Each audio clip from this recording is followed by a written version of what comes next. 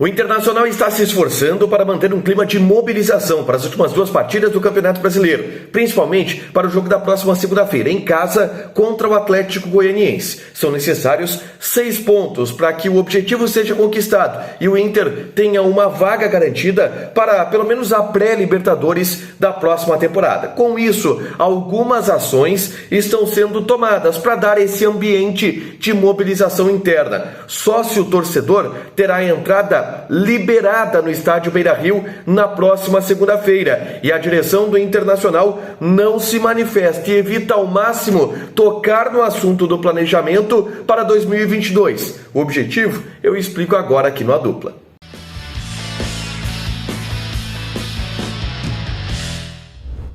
Tudo bem, gente? Obrigado pela participação aqui. Não esquece de deixar teu like, de te inscrever, de ativar as notificações. Vamos falar do Internacional. Eu venho aqui rapidinho porque o Inter lançou uma nota na manhã dessa quarta-feira falando e explicando e divulgando que os sócios torcedores terão entrada liberada para a partida da próxima segunda-feira contra o Atlético Goianiense. Todas as modalidades, elas não pagarão ingresso. O sócio colorado não vai pagar ingresso, vai poder ir de graça. E com isso, o Internacional espera mobilizar um pouco o seu torcedor, mobilizar o ambiente da comunidade do Inter, para que se tenha, primeiro, um público bom contra o Atlético Goianiense. O Beira-Rio já tem a sua totalidade do público liberada pelas autoridades sanitárias. Então é possível colocar aí quase 50 mil torcedores no Beira-Rio. Acredito que não vai chegar a isso, segunda-feira de noite, mesmo o sócio-torcedor podendo ir de graça, não há uma mobilização tão grande assim. Mas o Inter está tentando correr atrás para dar o ambiente de decisão que esse jogo tem de fato. Eu trago aqui de novo a conta, que é a seguinte: o Inter precisa vencer os 2 jogos contra o Atlético Goianiense e contra também o Bragantino para se garantir na briga por uma vaga na Libertadores do ano que vem. E aí já é diagnosticado que o time vem rendendo mais em casa, muito por conta do ambiente que o torcedor dá de mobilização para os jogadores. É muito mais difícil tu te desmobilizar com um estádio cheio do que tu te desmobilizar quando está jogando fora de casa ou quando está jogando em um estádio que não está tão cheio assim. Então o Inter está tentando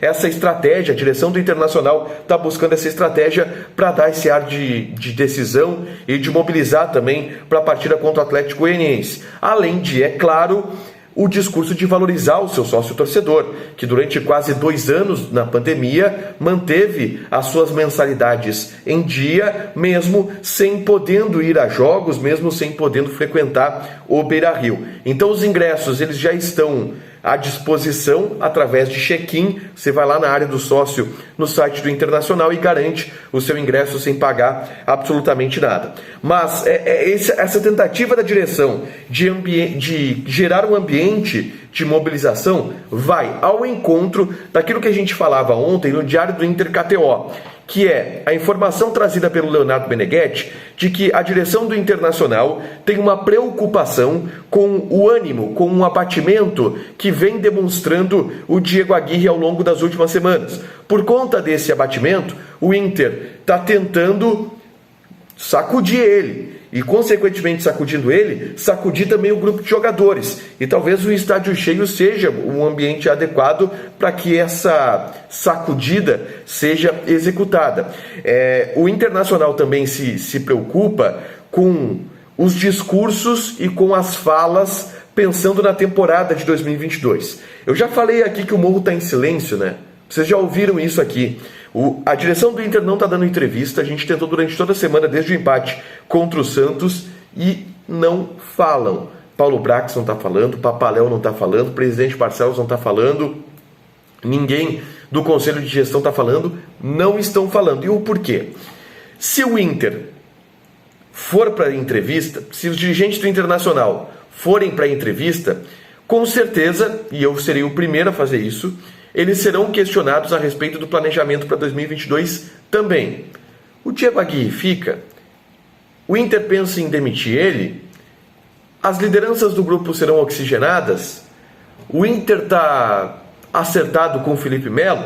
Perguntas naturais. E evidentemente que eles não vão poder mentir, no sentido de não, garantimos o Aguirre e depois troca o Aguirre no fim do ano.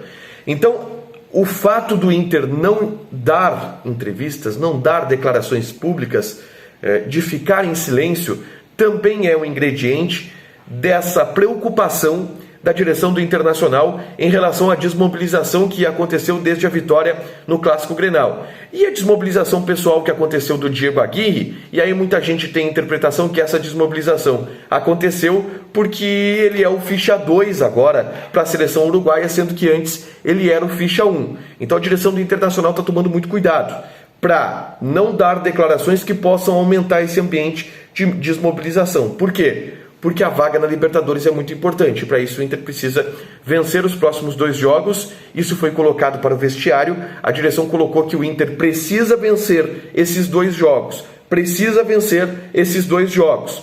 Eu acredito que vencendo os 2 jogos, o Inter consegue uma vaga na Libertadores. Mas vai depender ainda de alguns resultados paralelos. O América Mineiro enfrenta o Ceará, por exemplo, e isso ajuda o Internacional, mas precisa vencer esses 2 jogos e por isso essa mobilização. Silêncio para não trazer nenhum detalhe do planejamento do ano que vem e também a questão envolvendo a torcida, liberação dos ingressos para os sócios torcedores.